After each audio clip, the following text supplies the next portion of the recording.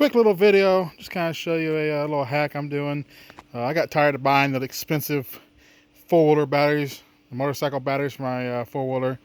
So what I did is I just ran some wire, my solenoids under this. So I ran the positive back to the solenoid. There's the old positive cable there. I just took it off and then ran my wires. Make sure you zip tie them up. Don't let them sit on your exhaust pipe.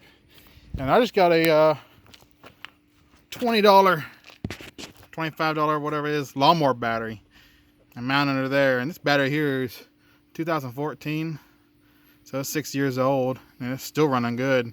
It's actually been sitting dead for the last 2 years. I put a charge on it. It's still strong. But no, instead of spending $60, $50 on a motorcycle or battery for this thing, until I get a winch in here, if I get a winch in here.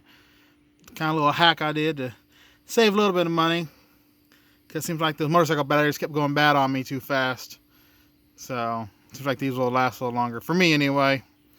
I don't know, but anyway, just my little hack I did. Maybe it'll help you.